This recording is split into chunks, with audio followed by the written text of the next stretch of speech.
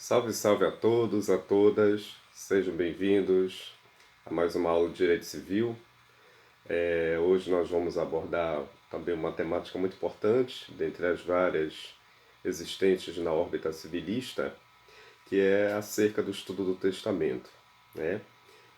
Aproveitando o momento e convido desde já todos para que vocês procedam, se inscrevam no meu canal, Professor Ari Júnior, que muitas temáticas vão ser abordadas com relação ao ordenamento jurídico civil propriamente dito, a regra constitucional, dentre outras legislações extraordinárias. Então, convido a todos, desde já, a estarem presentes no meu canal, que vamos abordar aqui importantíssimas temáticas do cotidiano, né, contemporâneas acerca da natureza jurídica do direito civil. E hoje nós vamos falar do estudo do testamento, né?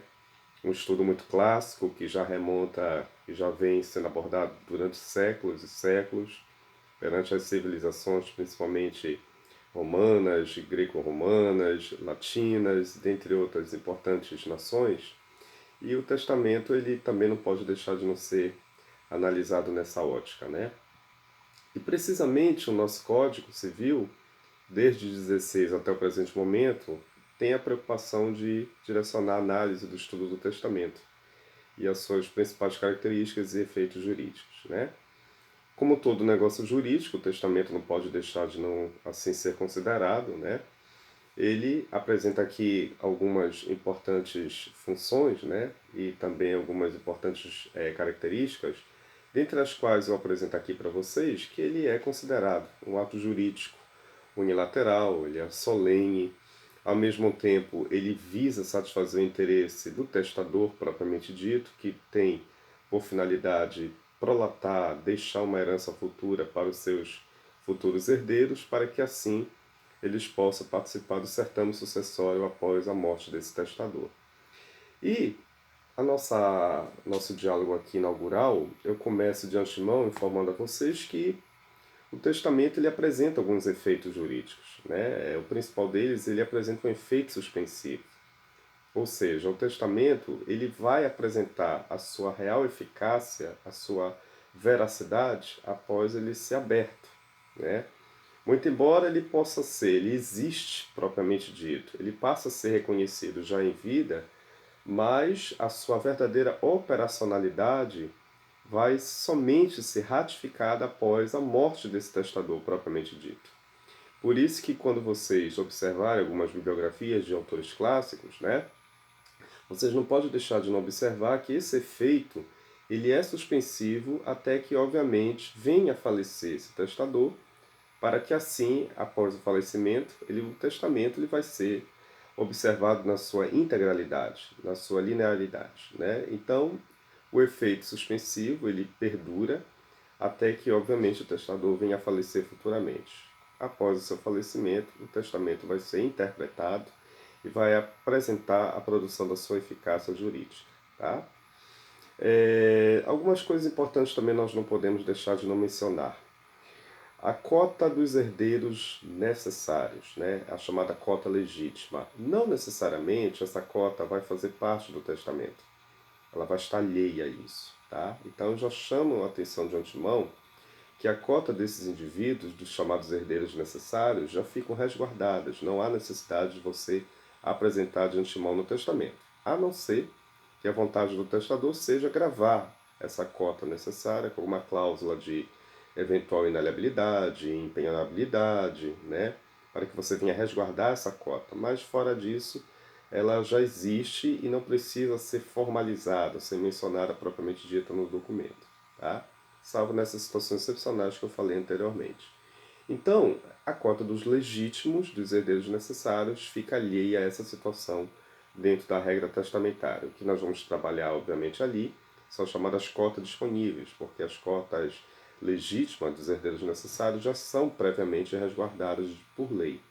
E ali você tem que proferir toda uma proteção em prol dos chamados herdeiros necessários. Tá? Caso você queira gravar com alguma cláusula de inaliabilidade, de empenhorabilidade, como já havia falado anteriormente, abre-se uma exceção à regra. Aí você pode mencioná-la no testamento. Tá? Outra informação também que apresenta aqui no material, o testador ele pode revogar quantas vezes ele quiser o seu testamento, tá, queridos? Isso é importante. Enquanto vida ele estiver, ele pode revogar, ele pode lavrar tantos testamentos assim que tiver interesse, tá? Sem precisar, como eu também coloquei aqui, justificar. Não é preciso ele formalizar a sua justificativa quando ele resolver revogar o testamento. Então, quando ele revoga, né, é um ato de disposição de mera liberalidade dele, não há necessidade dele justificar e fundamentar por que ele revogou. Basta que ele simplesmente lavre o Novo Testamento, quer seja de uma forma expressa ou tácita, que lá na frente não vamos discutir isso. Isso já é o suficiente para que o Novo Testamento venha a ser ratificado e produzir a sua eficácia. Tá? Então, resumo, o testador ele pode revogar tantas vezes forem necessárias. Dentro desse sentido, não há necessidade também de nós observarmos a regra da prescrição. Então, quando o testador resolve, né, revogar o seu testamento, obviamente que a prescrição também não vai acontecer. Né? Dentro da regra do testamento existe a regra da imprescritibilidade, ou seja, tantas vezes quanto eu tiver interesse, eu posso elaborar novos testamentos e revogar anteriores. Tá? Outra situação importante aqui no testamento, que nós também não podemos deixar de mencionar, é que os credores, né, eles também podem se habilitar em sede de sucessão testamentária. Isso é importante a gente não esquecer. Tá? Quer seja na regra da legítima, que é a regra principal, quer seja na regra testamentária, os credores também podem se habilitar dentro das suas ações propriamente ditas, das suas ações judiciais, para resgatar os seus quinhões aos quais eles têm direito a se receber. Então, esses credores eles vão resgatar seus créditos, respeitando, obviamente, os limites da força da herança, isso é uma regra clássica, que a gente também não pode deixar de não esquecer, estampada lá no Código Civil, para que assim eles possam reaver. Na verdade, eles vão ingressar contra o espólio, né? A fim de que possa cada um resgatar os seus quinhões propriamente ditos. Então, em se tratando de testamento, isso também não vai fugir à regra. Os credores também podem buscar, eles podem pleitear suas respectivas cotas, seus créditos, sempre respeitando também os limites da força da herança. Tá? Outra informação importante, o testamento ele trabalha não só com as chamadas cotas patrimoniais, como também as chamadas cotas não patrimoniais. As cotas não patrimoniais, principalmente, por exemplo, um ato de disposição para fim de um ato de um transplante, propriamente dito que leve em consideração o direito, né, da pessoa, o seu direito autoral de querer realizar um ato científico, alguma experimentação científica, é plausível que também o testamento ele venha observar essa regra, né? Então, as disposições não patrimoniais, elas são cabíveis nesse caso. Não apenas para fins de natureza de resguardar um patrimônio, né, um acervo material, um imóvel, por exemplo, algum objeto móvel, mas também a regra dos direitos autorais, principalmente as disposições da própria saúde da pessoa, do seu próprio aspecto vital, né, a disposição do seu próprio corpo, como reza lá no artigo 16 e 17 do Código Civil. Então o testamento ele também perfeitamente envolve esse panorama, esse procedimento. Só um detalhe, né? Com relação a disposições extrapatrimoniais, aí que nós vamos adentrar na regra dos direitos de personalidade, ou chamados direitos personalíssimos, aí já foge a regra, né?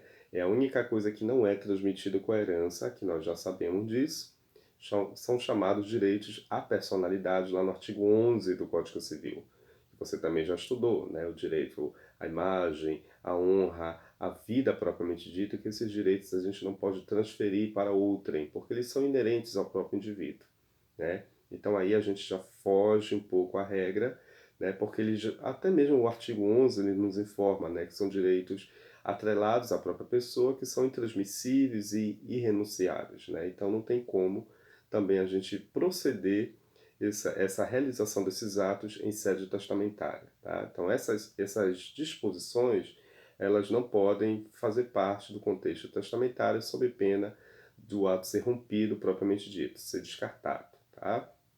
Então, o testamento envolve tanto o aspecto patrimonial quanto o aspecto não patrimonial dentro da regra propriamente dita dos direitos autorais. Foge essa regra, obviamente, os chamados direitos personalíssimos. O caráter extrapatrimonial extrapatrimonial ele não será envolvido em sede testamentária, tá? Bom, com relação à capacidade de legitimidade para atestar, algumas informações fundamentais. A primeira, a idade mínima para atestar. Até quando, professor, eu posso começar? A partir de quando, melhor dizendo? A idade a partir de 16 anos, tá? Ela é fundamental para que a gente não esqueça. Os relativamente incapazes em diante já pode realizar a lavratura de um testamento se há necessidade do auxílio de uma assistência para que eles venham se subsidiar para lavrar o seu próprio testamento. Então isso aí é importante a gente não esquecer, né? Lá na regra do artigo 4, lá do Código Civil, os relativamente capazes tranquilamente podem lavrar os seus testamentos. Então a idade mínima a partir dos 16 anos é contundente que já formaliza esse ato de disposição testamentária, tá? Aquilo, como eu já havia falado, não há necessidade dos relativamente incapazes subsidiário do auxílio de um assistente, para que ali eles venham formalizar a sua vontade propriamente dita, tá? Abre-se daí um precedente. A legitimidade já é garantida por lei para eles próprios, né? Dentro desse panorama lá do artigo 4. Outro importante raciocínio que a gente também não pode esquecer é que lá mesmo no artigo 4, que eu volto de novo a essa discussão, existe aquela grande discussão, né? Aquelas pessoas que não têm o pleno discernimento para os atos da sua vida civil ou aqueles que têm o discernimento reduzido, tá? Então existe essa dicotomia, essa diferença. É bom deixar bem claro que os relativamente incapazes que podem realizar o testamento é que têm uma sã consciência naquele exato momento que estão realizando o ato jurídico para fim de disposição testamentária, tá? Então nós podemos tomar como exemplo uma pessoa ébria, habitual, uma pessoa viciada em tóxico. Ela pode estar exercendo esses atos de uma forma até rotineira em alguns casos, mas não necessariamente vai ficar eximida de ser reconhecida como testadora, vírgula, desde que naquele exato momento que esteja realizando o testamento, pelo menos tenha uma noção, esteja na sua sã consciência, tenha um discernimento a tal ponto de saber o que realmente está fazendo. Tá? Então isso a gente não pode deixar de não entender. Os relativamente capazes que estão na sua consciência, muito embora possam estar, em alguns casos, até viciados, né? Essa palavra viciados a gente coloca até entre aspas, estejam acostumados a, por exemplo, estarem no alcoolismo, nas drogas, nos entorpecentes, mas pode ser que naquele ato específico, naquele ato isolado, não tenha estado naquele estágio, né, de confusão, de contaminação, de vício propriamente dito, e resolva ali realizar um testamento. É válido, tá? O testamento é reconhecido, mesmo que a pessoa tenha um contexto histórico problemático. Mas naquele exato momento que já esteja realizando, ou que já realizou seu testamento, o testamento não vai deixar de não ser também reconhecido, tá? Então, de acordo com o artigo 1860 do Código Civil, existe essa diferenciação entre aqueles que não têm realmente o pleno discernimento dos atos da sua sã consciência e aqueles que porventura apresentam, mesmo que naquele exato momento ali não esteja vivenciando um estado de crise, tá? Então, se você tiver um discernimento reduzido, tem certeza daquilo que está fazendo, tem conhecimento do seu ato, porque você também não poderá realizar um testamento nesse aspecto propriamente dito. É possível? Sem sombra de dúvida, tá? Então existe essa diferença entre aqueles que têm um pleno discernimento, aqueles que não têm nenhum pleno discernimento e aqueles que têm um discernimento reduzido, tá? Essas pessoas que têm um discernimento reduzido, chamados relativamente incapazes, podem realizar tranquilamente seu testamento, desde que naquele estágio que esteja realizando o testamento tenham conhecimento daquilo que realmente estão fazendo, né? Não estejam vivenciando naquele determinado momento uma situação de contexto de crise, tá? Quando eu falar crise, ou seja, não esteja perpassando por aquelas etapas de vivência conturbadora, né? Problemática, né? No caso de um viciado em tóxico, de um drogadício, de uma certa forma, de um ébrio habitual, entre outras situações, tá? E também, quanto aos legitimados para testar, nós temos aqui uma situação bem interessante. Normalmente, quem é que pode testar? Normalmente são as pessoas físicas, de uma certa forma, né? Qualquer pessoa natural, a partir dos 16 anos, como já mencionamos anteriormente, pode realizar seu testamento. Quem pode ser contemplado em testamento? Aí temos situações também bem interessantes. Normalmente os legitimados passivos que podem ter a sua garantia de contemplação do testamento, também as pessoas naturais, e aqui situações enigmáticas, até curiosas, né? O nascituro também, ele pode ser contemplado em testamento, chamados concebidos. Aquelas pessoas ainda não concebidas, que estejam por vir, aqueles indivíduos, também podem, de repente, figurar no polo passivo, chamados não concebidos, tá? As pessoas jurídicas, como eu informo aqui nesse contexto, é perfeitamente possível, principalmente na categoria de sociedade, de fundações, as pessoas jurídicas de direito privado, de direito público, sem nenhum problema, tá? Vírgula, desde que estejam devidamente reconhecidas, constituídas, desde que a sua existência previamente já exista, e comprove isso perante a via judicial, se for o caso, ou a via administrativa também, tá? Então, os legitimados para atestar, normalmente as pessoas naturais sempre figurarão no polo ativo, e as pessoas jurídicas e as pessoas naturais também figurarão no polo passivo, tá? Outra abordagem interessante também, que a gente não pode esquecer, é a figura do testamenteiro, né? O testamenteiro quem é? O testamenteiro normalmente é uma pessoa natural, normalmente é um membro de uma família que já exerça, né, alguma atividade até então para fim de resguardo, de proteção daquele acervo patrimonial, mas que também em vida já foi indicado pelo testador. Normalmente uma pessoa de inteira confiabilidade, aquele parente que faz parte daquele cenário, daquele contexto de realidade do próprio testamento, né? E, como normalmente alguns doutrinadores informam, uma espécie de um zelador, né, de um protetor, de um guardião perante aquele acervo testamentário propriamente dito. Então ele vai assumir esse compromisso de proteger, né, a herança, o testamento propriamente dito, enquanto assim ele for, até o dia ele for lido propriamente dito e reconhecido, tá? Então o representante oficial do testamento, que já é indicado em vida pelo próprio testador na maioria dos casos, tá? É o chamado testamenteiro, que são parentes muito próximos. Existe normalmente até um procedimento hierárquico, né?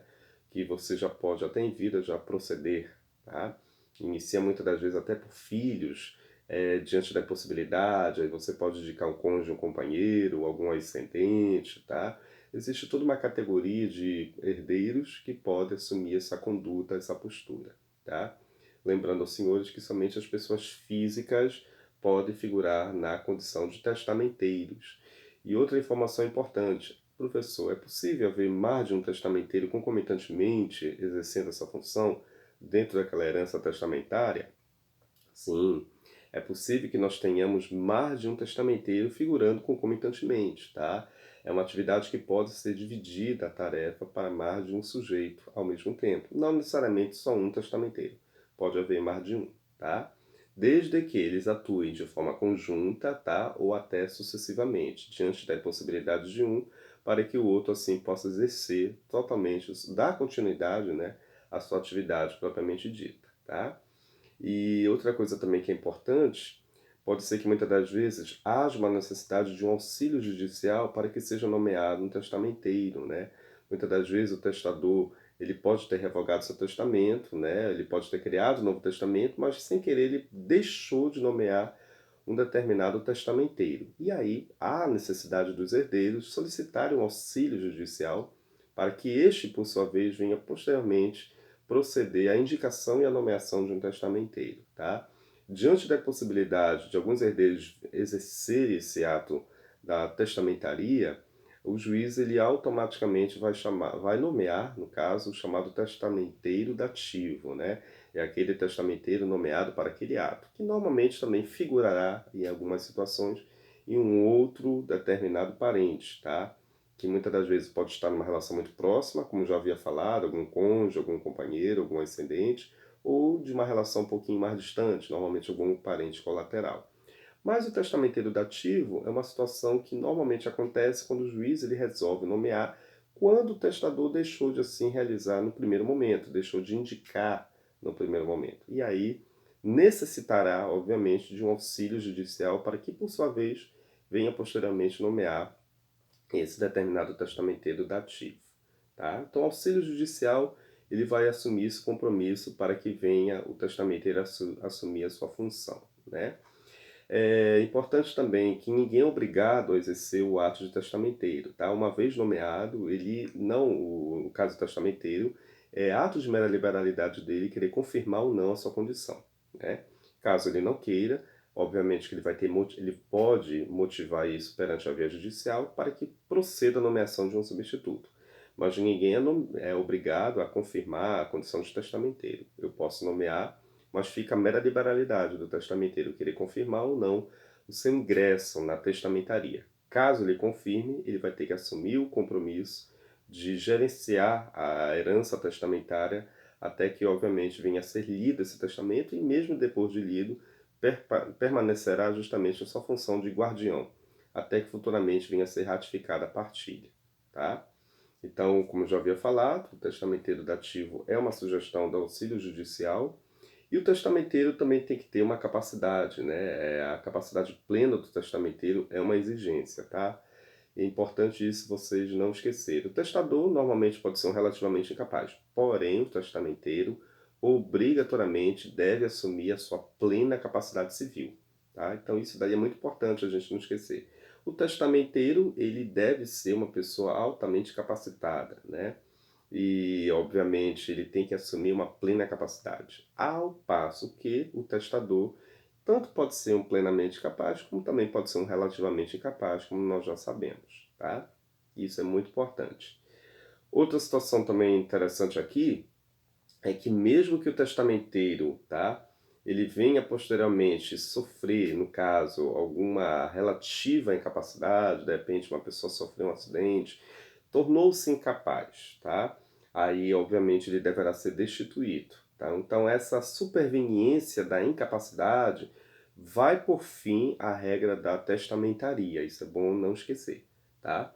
Caso o testamenteiro venha sofrer alguma incapacidade, como já havia dito, ele deverá ser automaticamente destituído. Esta regra não se aplica para o testador, tá? O testador, mesmo que ele venha sofrer uma relativa incapacidade, etc., ou seja, de uma forma superveniente, permanece a sua conduta enquanto testador. Essa regra já não se aplica para o testamenteiro.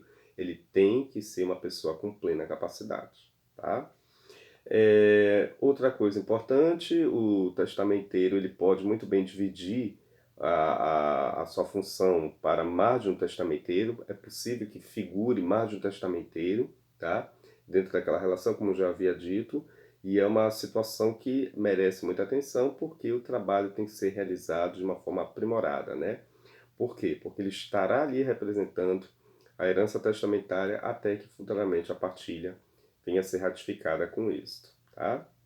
O testamenteiro também pode se fazer representar por procurador, em algumas situações excepcionais, caso não haja necessidade naquele exato momento ele ali está presente naquele ritual, ele também tranquilamente pode solicitar que o seu procurador venha o representar em determinadas situações diante de uma impossibilidade do testamenteiro estar presente em alguns atos, tá? Principalmente algumas diligências.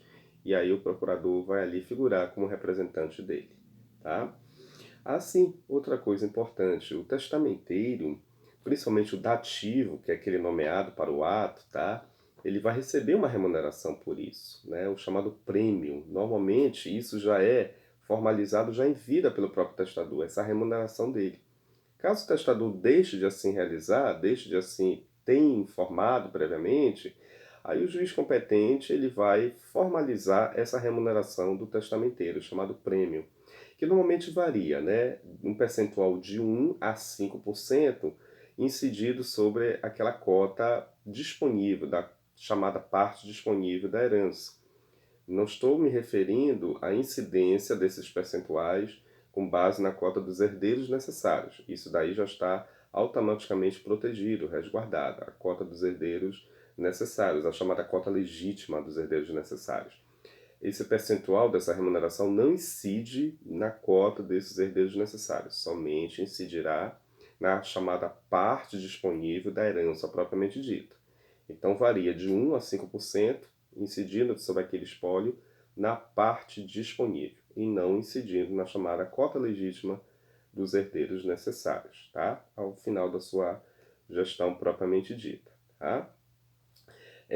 Outra coisa também, uma situação bem interessante, lá no artigo 1883, como eu coloco aqui no material de vocês, é importante vocês não esquecerem também que no caso do codicilo, que lá na frente nós vamos discutir, ele não necessariamente vai precisar, obrigatoriamente, da figura do testamenteiro, tá?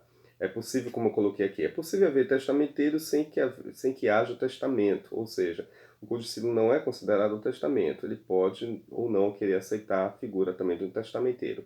Normalmente, como regra geral, ele aceita, tá? Mesmo que não seja considerado um testamento, mas o testamenteiro tranquilamente poderá figurar perante um determinado codicilo, tá?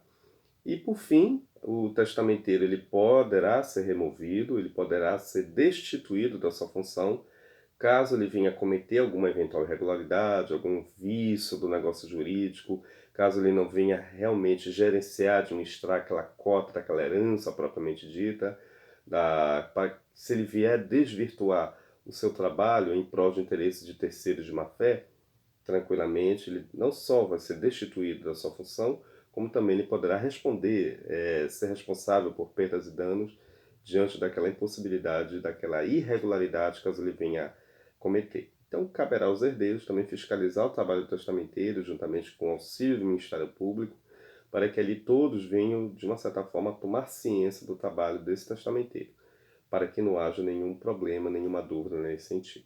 Tá? Bom, então hoje nós falamos dessa primeira parte, de uma abordagem introdutória do estudo do testamento, né, dentro da regra da sucessão, e ao mesmo tempo nós retratamos a figura do testamenteiro e também a regra da capacidade testamentária, quem é que pode testar, quem é que de repente não pode, tá? Então nós abordamos essa primeira etapa do estudo do testamento. E desde já convido vocês para os próximos vídeos, nossos próximos encontros, que ainda nós vamos comentar o estudo do testamento na parte 2, que será o próximo vídeo que logo logo nós vamos aqui nos comunicar, tá? Não esqueça de se inscrever no meu canal e desde já todos estão convidados. E vamos divulgar o trabalho do professor Ari Júnior, civilista, em prol do direito civil, tá? Grande abraço a todos e até o próximo vídeo.